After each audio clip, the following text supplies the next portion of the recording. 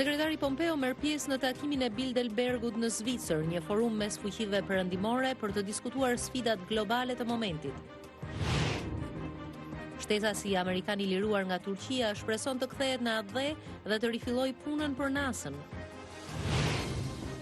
Kina fut në zbatim tarifat tregtare që prekin eksporte amerikane me vlerë prej 60 miliard dollarësh.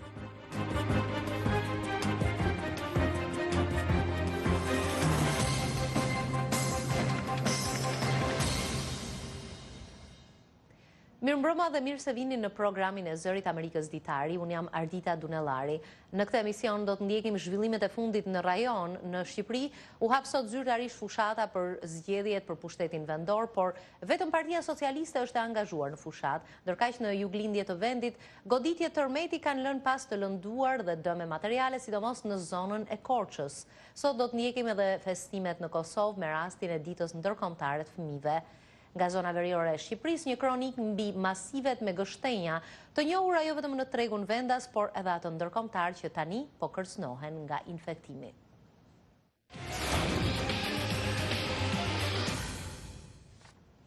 Së pari lajmet kryesore, sekretari amerikan i shtetit Mike Pompeo po vazhdon turneun në Evropë. Sot ai ndodhet në Zvicër, ku po merr pjesë në takimin e 67 të Bilderbergut, një forum vjetor mjaft sekret, jo vetëm lidhur me diskutimet specifike, por edhe mbi temat e përgjithshme dhe pjesëmarrësit. Departamenti i shtetit konfirmoi sot pjesëmarrjen e zotit Pompeo në takim, megjithse prezenca e tij në këtë forum të Montreux në brigjet e liçenit të Gjenevës nuk ishte e parashikuar në agjendën zyrtare të turneut. Forumi shërben për të forcuar lidhjet e aleatëve perëndimor, për të rrahur shqetësimet mes fuqive evropiane dhe atyre të Amerikës Veriut dhe për të diskutuar zgjidhje të mundshme, por pa deklarata për shtypin apo pa komunikatat përbashkëta, siç ndodh në takimet e Davosit. Sekretari i shtetit pritet të ngrejë shqetësime mbi programin bërthamor të Iranit dhe sistemin që po krijojnë evropianët për të mbrojtur kompanitë e tyre nga sanksionet amerikane. Një tjetër temë qendrore në këtë vizitë të shefit të diplomacisë amerikane është shqetësimi që kanë ngritur amerikanët për kompaninë kineze Huawei, që e konsiderojnë si operatore të qeverisë kineze në përpjekjet e Pekinit për spionazh. Kina rriti sot tarifat mbi mallra që importon nga Shtetet e Bashkuara me vlerë prej disa miliarda dollarësh. Autoritetet kineze po përgatiten ndërkaq të publikojnë një listë të zezë me emrat e kompanive të huaja që, sipas analistëve, Pekini do t'i ndëshkojë në përgjigje të masave të Washingtonit kundër kompanisë kineze Huawei. Në komentet sot për shtypin në Pekin, zëdhënësi i Ministrisë së Tregtisë e prezantoi listën si një masë për t'ju kundërvënë proteksionizmit në tregti dhe për të mbrojtur interesat kombëtare të Kinës. Vendimi i Pekinit rëndon mbi eksporte amerikane me vlerë prej 60 miliard dollarësh, duke i rritur tarifat mbi këto mallra nga 5 në 25%. Ky veprim është në kundërpërgjigje të rritjes së tarifave nga Washingtoni deri në 25% mbi mallrat e importuara nga Kina. Bisedimet e muajit kaluar mes përfaqësuesve amerikan dhe atyre kinez dështuan. Amerikanët i akuzuan negociatorët kinez se ishin tërhequr nga angazhimet që kishin bërë më parë. Një shkencëtar turko-amerikan i liruar para pak ditësh pas 3 vjet burgimi në Turqi thotë se dëshiron të kthehet në Shtetet e Bashkuara dhe të vazhdojë punën që bënte më parë për NASA-n. Serkan Golge, i lindur në Turqi, por që ka tani shtetësinë amerikane, u lirua të mërkurën pak pasi presidenti Trump dhe presidenti turk Erdogan biseduan me telefon. Ai foli me gëzim për lirimin duke shprehur shpresë dhe duke shprehur dëshirën të kthehej tek puna e tij më parshme. Aktualisht zoti Golge është në lirim me kusht dhe po qëndron me të afërm të tij në Antakya në jug të Turqisë. Ai kishte shkuar për të parë të afërmit kur u arrestua në korrik 2016 pas dështimit të tentativës për grup shteti kundër presidentit Erdogan. Megjithë protestat e Shteteve të Bashkuara se nuk kishte prova të besueshme kundër tij, ai u arrestua dhe u dënua me 7 vjet e gjysmë burgim për rol në grushtin e shtetit. Të njëjtën presidenti Trump tha në komentet për shtyp se zoti Golge do të jetë në gjendje të kthehet së shpejti në Shtetet e Bashkuara. Një shpërthim në një fabrik lëndësh plas se në Rusi ka shkaktuar dëme në njerëz e materiale. Ministria ruse e emergjencave thotë se 38 vet u lënduan nga shpërthimi sot në një fabrik tritolni në Dzerzhinsk, afro 400 kilometra në lindjet Moskës. Ende nuk dihet shkaku i shpërthimit. Ministria tha se 4 nga të plagosurit janë në gjendje të rëndë. Nga incidenti u thyen xhamat e dritareve në rreth 200 banesa rreth fabrikës, siç njofton agjencia e lajmeve Interfax, duke cituar autoritetet lokale. Dimitri Krasnov, zëvendës guvernatori i administratës rajonale, tha se 2 persona figuronin të zhdukur, por ai tha më pas se informacioni nuk ishte konfirmuar ende.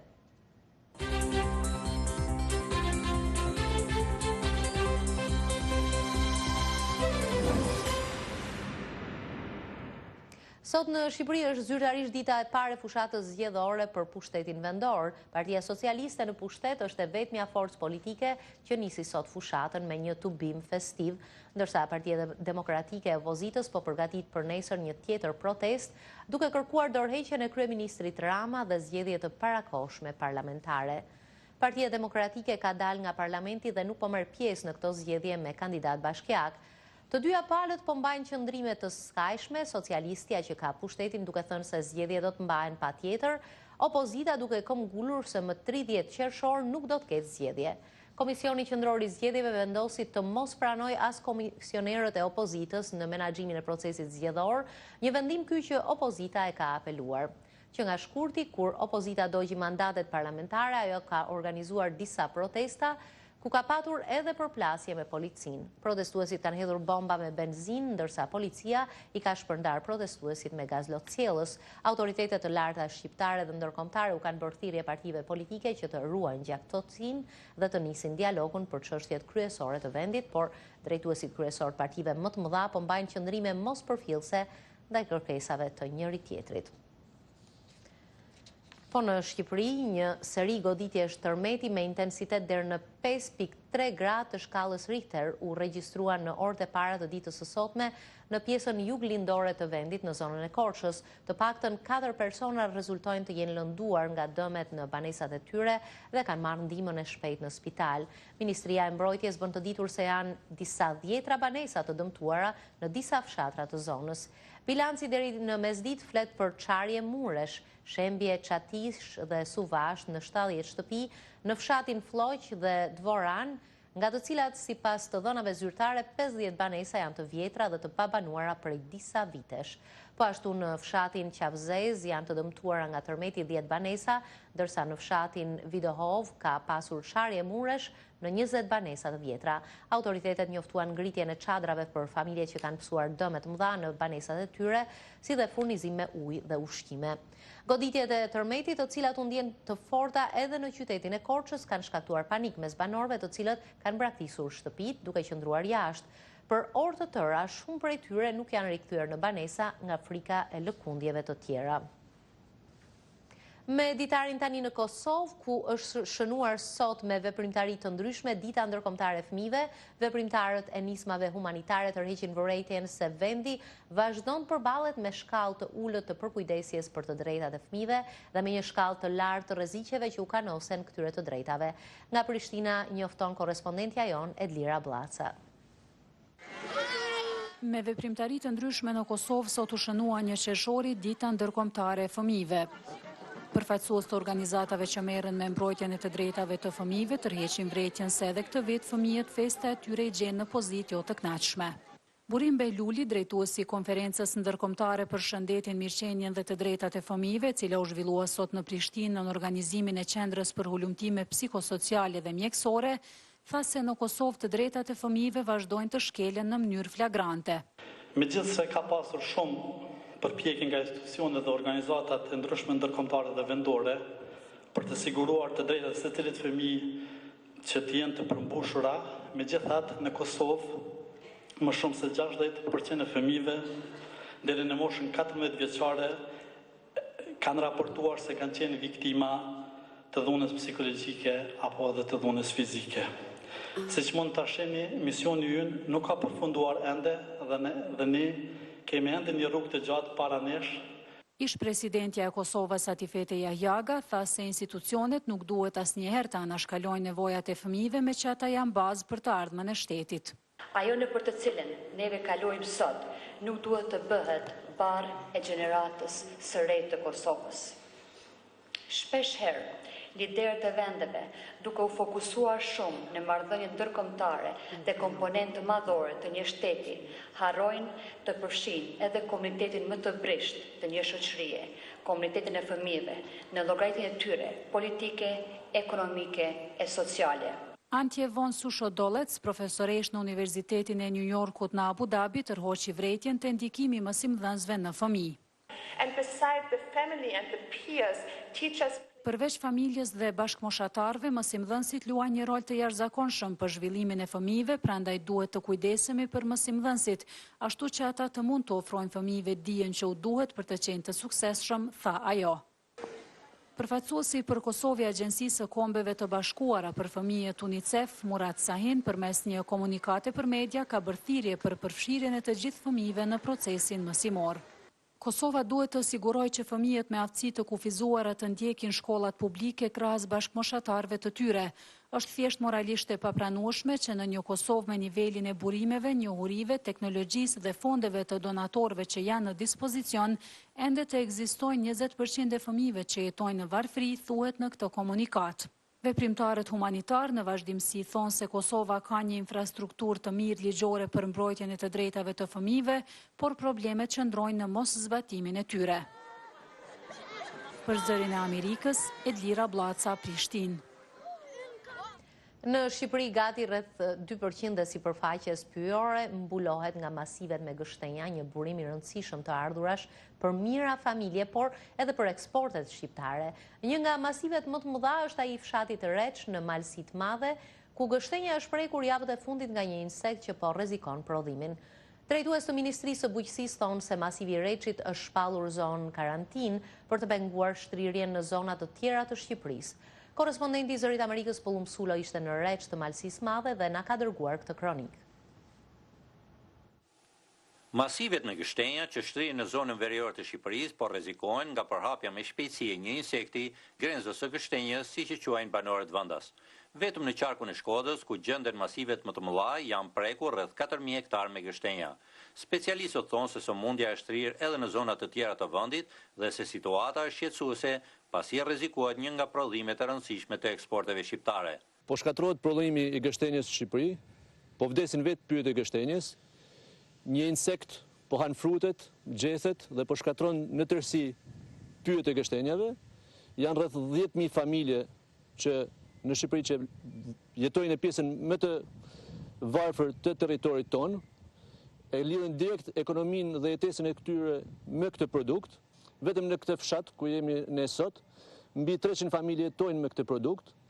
Rrezikohet dhe shpërngulja e banorëve nëse ata nuk gjejnë një burim tjetër ekonomik ose një ndërhyrje shumë shpejt për përmirësimin e situatës ose për reduktimin e kësaj smundje. Rreth 300 familje të fshatit Reç në Malësi të Madhe jetojnë me të ardhurat që krijojnë nga mbledhja dhe tregtimi i gështenjës. Ndaj banorët janë të shqetësuar për pasojat që kjo situatë po krijon për ekonomitë e familjeve të tyre. Unë kam një sasi për 200 rraj gështenjash, mirë për këtë vit, qysh kjo smundje ka filluar, kurse këtë vit me çfarë shohim ta ne s'kena prodhim hiç. Kjo është baza kryesore që ne jetojmë me ta. Edhe ne kishim ditë me ikë siç ka një fshata të tjera për rreth, por këto janë kantonat e mia kryesore. Edhe kjo më ka bëqë me nejnë në fshatin tem, me jetua në vendin tem, mos mi lëshua Reçin. Masivi i gështenjave në fshatin Reç të Malësisë së Madhe shtrihet në një sipërfaqe prej 500 hektarësh.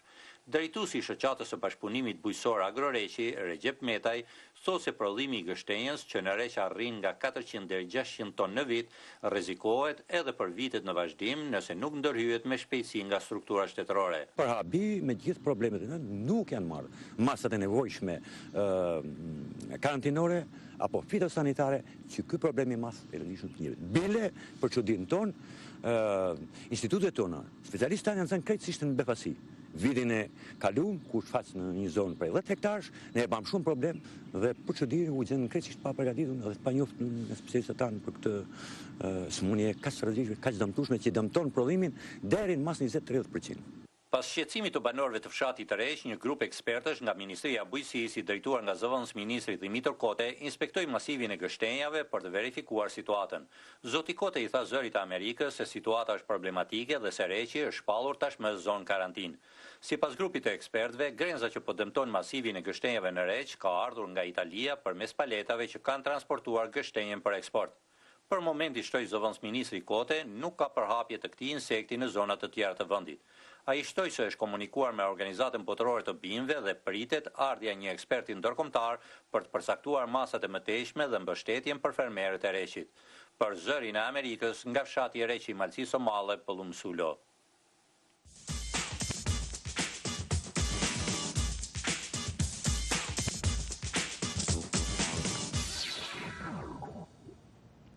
Të martën që vjen, shënohet një përvjetor i rëndësishëm, 30 vjetori protestave të përgjakshme të sheshit Tiananmen, më 4 qershor të vitit 1989, bota ndoqi me habije me tmerr kundër përgjigjen e qeverisë së Kinës kundër lëvizjes së studentëve për demokraci. Ndërhyrja kundër studentëve përfundoi me shumë protestues të vrarë të plagosur. 30 vjet më pas, udhëheqësit e studentëve dhe aktivistë të lëvizjes morën pjesë në një konferencë të mbajtur së fundmi në Washington. Natën e 3 qershorit të vitit 1989, turma të mëdha njerëzish u grumbullua në sheshin Tiananmen në qendër të Pekinit në kërkim të demokracisë. Në mesin e tyre ishte Yan Yachi, asokohet drejtori i Institutit për kërkime politike në Akademinë Kineze të Shkencave Sociale. Nuk e kuptova që në fillim që kishte patur të shtëna. Qindra mira veta në sheshin Tiananmen nuk e dinin ende se çfarë po i priste. Trupat armatosura dhe makinat ushtarake filluan të rrethojnë protestuesit e sheshit Tiananmen nga drejtimet të ndryshme. Qytetarët nuk e dinin çfarë po ndodhte. Rreth mesnatës janë u kthye në shtëpi. Isha në gjumë kur rreth orës 1 ose 2 të mëngjesit dëgjova krisma që ngjasonin me fishek zjarret, por zhurma ishte shumë e madhe dhe e mpret. Vrapova në balkon që të shoh. Shihej qartë flaka e të shtënave. Në atë moment e kuptova se ishte hapur zjarr dhe se Kina kishte ndryshuar. Atë mbrëmje në ato rrugë të errta, gazetari Wang Yuntao pa ushtar të zgjuajnë pa mëshirë ndaj njerëzve. Imazhet e para 30 vjetëve janë ende të freskëta për të. Për herë të parë pash dikë të vdiste me sy hapur. Shikimin e kishte nga qielli ndërsa nga koka i kullonte gjak. Unë umpiva.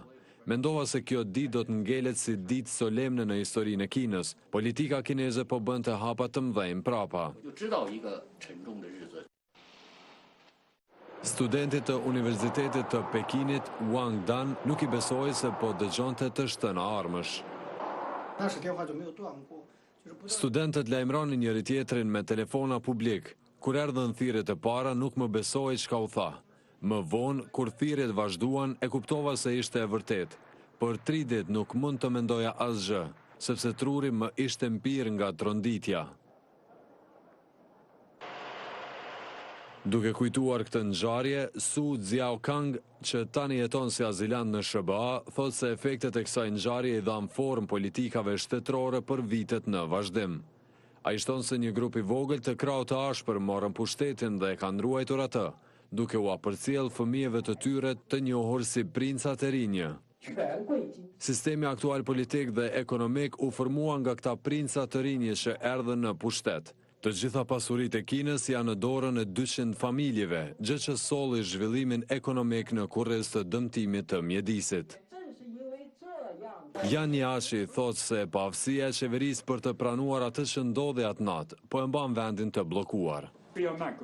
Ajo që ndodhi më 4 qershor 1989 duhet të njihet në Kinë si një masakër, një vepër kriminale ndaj njerëzve të ekzekutuar nga Partia Komuniste. Kina nuk do të ecë përpara nëse e vërteta nuk thuhet. Pa drejtësi, Kina nuk ka të ardhme. Ngjarja e Tiananmenit vazhdon të jetë e censuruar në Kinë. Qeveria vazhdon të referohet asaj si një kryengritje kundër revolucionare. Ligjvënësit demokrat thonë se refuzimi i administratës Trump për të ofruar informacion shtesë dhe dëshmi rreth raportit të prokurorit posaçëm Robert Mueller i ka futur Shtetet e Bashkuara në një krizë kushtetuese. Siç njofton korrespondentja e Zërit të Amerikës Catherine Gibson, polemikat rreth nivelit të mbikëqyrjes që Kongresi duhet ushtrojë ndaj Shtëpisë së Bardhë kanë ndezur edhe debatin për balancën e pushtetit brenda sistemit amerikan të qeverisjes. Kongresi është kundër pesha e Shtëpisë së Bardhë dhe kjo sjell shpesh përplasje mes palëve. Administrata vendosi të mos përmbush betimin e bërë me marrjen e detyrës. Ligjvënësit demokratë thonë se përplasja rreth mbikëqyrjes nga Kongresi është vendosur tashmë në një territor shumë më serioz. Tashmë gjendemi në një krizë kushtetuese. Por kushtetuta e Shteteve të Bashkuara është e vakët për sa i përket balancës së pushtetit mes këtyre dy degëve të qeverisjes, duke i lënë votuesit me pikpyetje. Sigurisht që ekziston një lloj krize, nuk di të them nëse kualifikohet për të quajtur krizë kushtetuese. Presidenti Trump i ka testuar edhe më parë limitet e fuqisë presidenciale, duke shpallur emergjencën kombëtare pasi Kongresi refuzoi fondet për ngritjen e një muri përgjatë kufirit me Meksikën. Por në një mesazh në Twitter, presidenti u shpreh se problemi janë demokratët. Kjo pikpamje mbështetet nga partia e tij. E vetmja krizë që kemi është majoranca e këtij kongresi. Në një anketim të fundit nga Universiteti Quinnipiac, 66% e votuesve u shprehen se demokratët nuk duhet të fillojnë procesin e ngritjes së akuzave me qëllim shkarkimin e presidentit.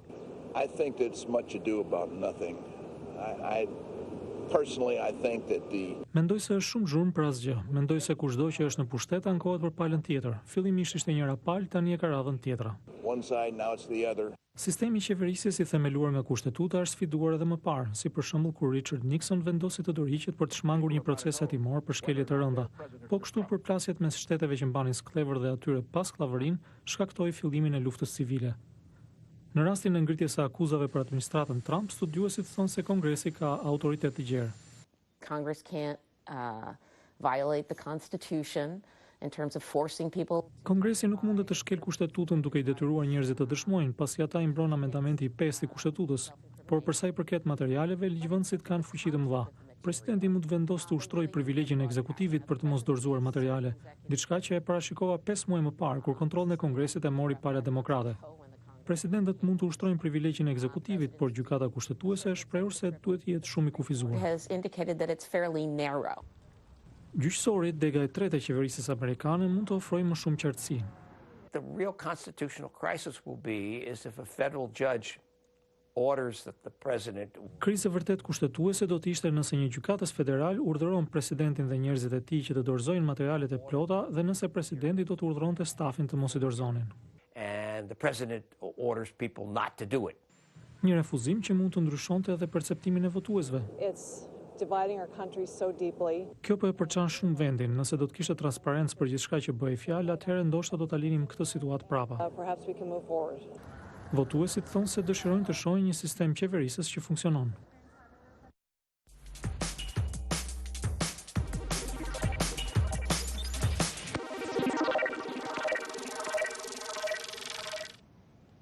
Ju njoftuam pak më parë për futjen në fuqi të tarifave të reja kineze sot, të cilat pritet ta acarojnë më tej luftën tregtare mes Shteteve të Bashkuara dhe Kinës, ndërkaq konsumatorët në të dyja vendet kanë filluar të ndjejnë efektet negative të këtij ballafaqimi. Korrespondenti i Zërit të Amerikës Mikhailo Kamadovski na shpjegon ndikimin e luftës tregtare në tregun e biçikletave në kryeqytetin amerikan, Washington. Bill Locke ka shitur biçikleta për rreth 4 vjet dhe dyqani i tij po përballet për të dytën herë me rritjen e tarifave. The manufacturers tried to eat as much as they could. Fillimisht prodhuesit rritën çmimet, pastaj të njëjtën gjë bën kompanitë shitse si e jona, duke rritur çmimet me sa më pak të jetë mundur, rritje me nga 5 apo 7%. Increases. Ai thotë se klientët duhet të blejnë biçikleta sa më shpejt të jetë mundur, pasi çmimet do të rriten sërish.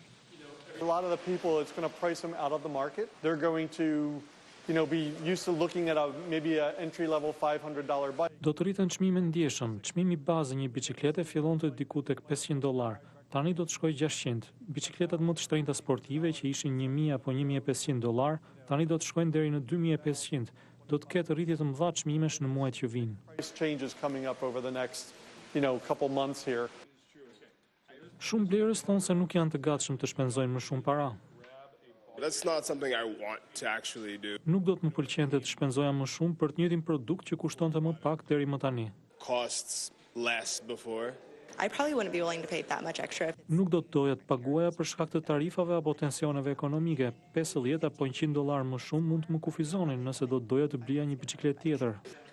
Vendosja e tarifave të reja do të ndikonte të gjithë tregun, shpjegon zoti Lok. Shumica e biçikletave që montohen në SBA nuk janë me pjesë 100% amerikane. Skeletet e biçikletave, pirunët dhe frenat prodhohen në Kinë. Fillimisht do të rriten çmimet për biçikletat e prodhuara krejtësisht në Kinë. So you're looking at a bike that's 500 is going to go up $100. Zoti Lok thotë se çmimet e reja mund të largojnë klientët e rinj, duke shkaktuar humbje të mëtejshme. Në vazhdim do të hyjë në lojë tregu i biçikletave të përdorura. The problem is a lot of the used bikes in the DC market are stolen. Shumë për biçikletave që shiten të përdorura në Washington janë të vjedhura. Do të shtohet para niveli i vjedhjeve, pasi shitja e tyre do të jetë më e shpejtë dhe me çmime më të larta. And the price of the used bikes, they can get whatever they can pay for. Ky është një tjetër shembull se si ndryshimet në një pjesë të ekonomisë mund të çojnë në pasoja të pamenduara diku tjetër, ndërkohë që lufta tregtare vazhdon.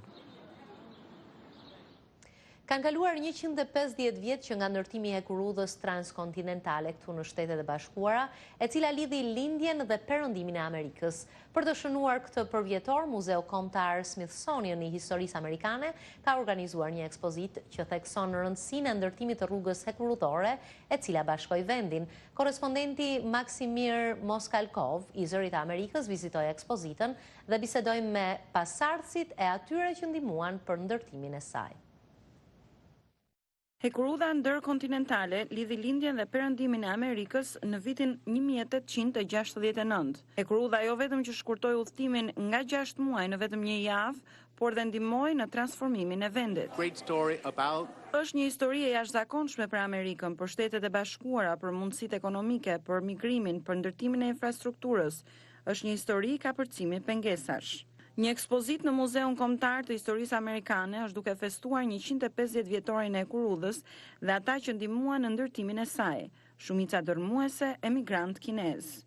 Ata sollën me vete llojin e tyre të ushqimit, kulturën dhe traditat që kontribuojnë në larminë e Amerikës sot. Muzeu nderon kontributin e tyre në një ekspozitë të quajtur Punëtorët e harruar. 90% e punëtorëve që morën pjesë në ndërtimin e pjesës perëndimore të hekurudhës ndërkontinentale ishin kinezë. Punëtorët kinez kishin pengesa të mëdha. Ata nënvlerësoheshin dhe kishin frikë të madhe sepse dallonin nga njerëzit e bardhë që jetonin në perëndimin amerikan në atë kohë. Ishte mungesa punëtorësh kur filloi ndërtimi në qytetin e vogël bregdetar perëndimor të Sacramentos. Më shumë se 10.000 punëtorë kinez u punësuan për të bërë punën e raskapitshme me një rrogë prej $1-2 në ditë. Ata arritën të ndërtonin 8 kilometra hekurudhë në ditë duke përdorur vetëm një lopatë dhe një kazmë. Stërgjyshi i Qingxian Wangut, Hui Qin, punoi në këtë projekt pasi mbriti në Shtetet e Bashkuara në moshën 14 vjeçare. Ai punsoi për një familje amerikane të krishterë dhe gjatë asaj kohe ai fitoi $1.5 në javë për të bërë punë të përgjithshme të familjes. Anvisa e shtëpisë i mësoi anglishtën fillestare dhe më pas ai filloi t'u mësonte punëtorëve të tjerë kinez këtë nivel të anglishtes. Ai e bëri këtë çdo natë vetëm për të ndihmuar të tjerët. Ekspozita gjithashtu tërhoqi vëmendjen e një pjese të personelit të Kongresit. Judy Chu, kryetare e grupit të ligjvënësve amerikan të Azi Paqësorit në Kongres, është ligjvënësja e parë kinezo-amerikane. Sot është një ditë shumë e rëndësishme sepse Muzeu Smithsonian po njeh kontributin e punëtorëve kinez në ndërtimin e hekurudhës ndërkontinentale. Ndërtimi i hekurudhës ndërkontinentale përfundoi më 10 maj të vitit 1869, kur në Utah ju bashkua pjesa lindore e hekurudhës me atë perëndimore. Për të shënuar këtë ditë, një kam e veçantë e artë u përdor për të përfunduar zyrtarisht ndërtimin e hekurudhës historike që ndryshoi vendin.